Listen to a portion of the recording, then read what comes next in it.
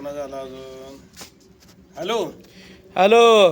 हा बोल की आणणार अरे काय चाललंय, काय कुठं काय आहेस नाही तू? हाय की बसलोय रानात आलोय रानातल्या घरात बसलोय. काय नाही बघ, गेल तू काल पारावर. बरं मग पारावर काय रोज जाते म्हणून मी पाया पडून आलोय. अरे मी बी जातोय दररोज, पण आज मला का नाही एक जण म्हणायला लागला का त्या आप्पाच्या पोराचं बघा गे, आप्पाचं पोरगं लागले बोंबलत फिरायला.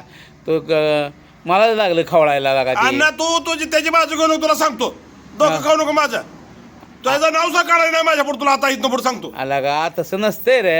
अरे लगेच करून द्यायचं का गळ्यात घंटा बांधून फिरते मला नको सांगू तू. अरे परका नाही तू बघ, तू शाळा शिकवलीस, ही सगळं केलंस. अरे बाबा मस्त लहानाचा मोठा केलाय तळाचा त्या फोडावणी जपलाय त्याला. हा सगळं शिकवलंय. हा. शाळा शिकवली नको तेवढं पैसे दिलं, हे केलं ते केलं. अरे पण त्यानं काय ऐकायचं असतं का नाही वडिलाचं?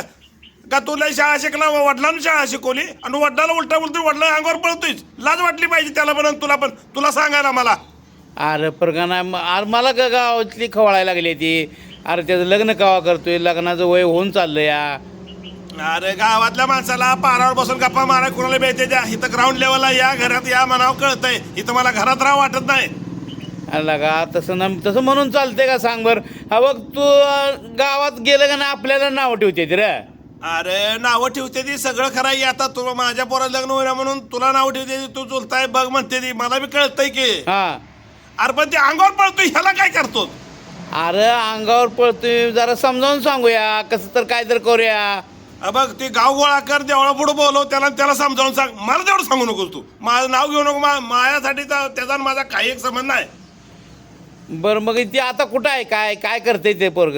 अरे कुठं तर असेल की काय तर बघत असेल का? नोकरी कर, इकडं अर्ज कर तिकडं अर्ज कर म्हणताना त्यानं विचार केला नाही.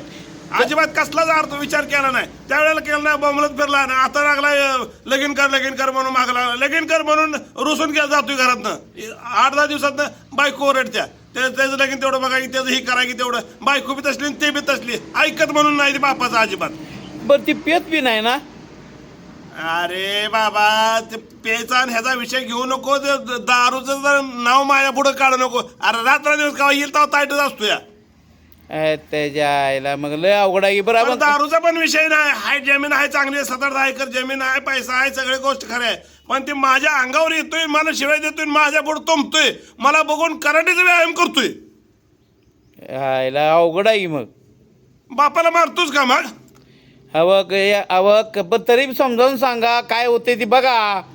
समजावून अण्णा तुम्ही जाऊन सांगा. हा. तुम्हाला जे काय सांगायचं आहे ते समजावून सांगा. ऐकलं तर तुम्ही लग्न करा.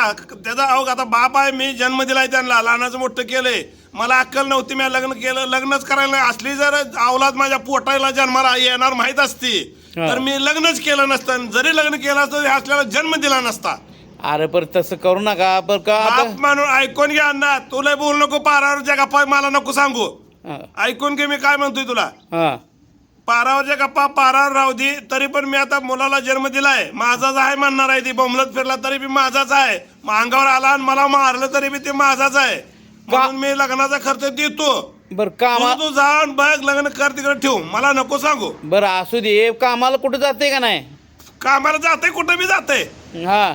2 दिवस इकडे जाते, 2 दिवस तिकडे जायचे. ते काय डोक्याला धडावी. आयला मग ना त्याला समजावून सांगून कामाला तर कुठं तर लावायचं जाते काहीतरी. कामाला मस्त. हा. मग तेवढं कसं कळतंय मग त्याला? आता बघा कसं कळतंय काय होतंय आणि कशा पाहिजे अंगावर पळतोय ही देवाला कोण आहे बघा, आपल्याला काय माहित नाही बघा. तू आता पैसे बिसे खर्चायला देतोय का नाही? अजिबात नाही, अजिबात नाही. त्याची ते बघतंय खरं, ते त्याची कमवते, त्याची बघते काय करते काय आपल्याला माहित नाही. मग लगाला लयच आलिप्त झालेला का हे? अरे बाबा, अरे मेन माझी बायको त्याच्यासाठी बोलणं झालोय. तुला काय सांगून उपयोगाचा आहे? लय अवघड आहे की काय. घरातला का जेवायला बसलं का ह्यांचा विषय येतोय. अन्न सुद्धा कडू लागतंय, चहा सुद्धा कडू लागतोय, गोड लागतच नाही. लगा अवघड झालं की मग काय करायचं काय नेमकं लागा. मी पारावर गेलं का माणसं का नाही म्हणते तुला तर बघा येते का नाही? बघ ते पार तू माणसं ते नाव कोण ठेवलं काय ठेवलं, मी असल्या वैतागा मी काय करणार माहिती, मी स्वतः संन्यास घेऊन गाव सोडून जाईन बघा, सांगतो तुम्हाला. अरे तसं करू नको. तू माझा भाव आहे लागा, असं करून चालतंय का? तू माझा भाव आहे. सगळं कोण गावातला एक ना एक माणूस माझा भाव मित्र सगळं असेल, पण ती पोरगा तेवढा माझा पोरगा नाही. माझ्या पुढे पुन्हा त्याचा विषय काढू नको. लगीन करायचं तुम्ही करा जावा.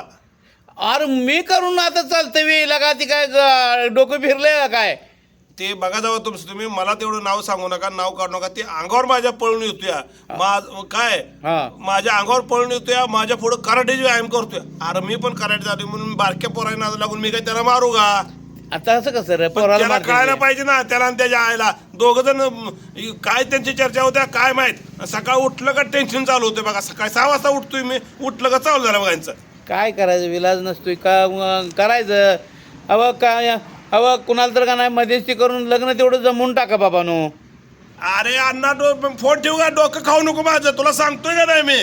आता र नाव काढू नको मला त्या लग्नाचं. नाही अरे माझं लग्न केलेलं मला पश्चाताप व्हायला लागलाय. आणि त्याचं लग्न करून पुन्हा पश्चाताप त्या लेकराला कुठं गळावा होतोच अजून. ते बी बरोबर आहे तुझं. मग आता हे बी करत नाही म्हणतोय, कामाला बी जातो व्यवस्थित, मग अजून काय अडचण आहे त्याला? ते का म्हण ते तुझं तुम्ही बघा जावा, मला नका सांगू. मी काय त्या लग्नात येणार नाही, मध्येच होणार नाही, काय करणार नाही. बरं मग आता का नाही, मग त्याला समजावून सांग, नाही तर काय तर का नाही बघा. अरे अण्णा तू येऊन सांग की, मला कशाला सांगायला. तू सांग, तुझं ऐकलं तर जा घेऊन लग्न कर जा. नमस्कार मित्रांनो, प्रत्येक मुलानं आईवडिलाचा हा मान ठेवला पाहिजे. आई वडील हे तुमच्यापेक्षा नक्कीच 4 पावसाळा आणि 4 उन्हाळा ज्यादा खाल्लेलं असतात. काही जरी राग, काय जरी वैताग, काय जरी टेन्शन आलं असलं तरी वडील जोपर्यंत आहे तोपर्यंत तुम्हाला सगळं आहे. सगळं तुम्ही त्या जसं गरुड पंखाच्या सावलीखाली त्याची पिल्ली असतात, तसं जोपर्यंत वडील आहे तोपर्यंत त्यांच्या सावलीखाली तुम्ही आहे, सुखरूप आणि निवांत आहे, सुरक्षित आहे. ज्या दिवशी वडिलाची सावली तुमच्या डोक्यावरून निघून जाईल त्यावेळेला तुम्हाला वडिलाची किंमत कळेल.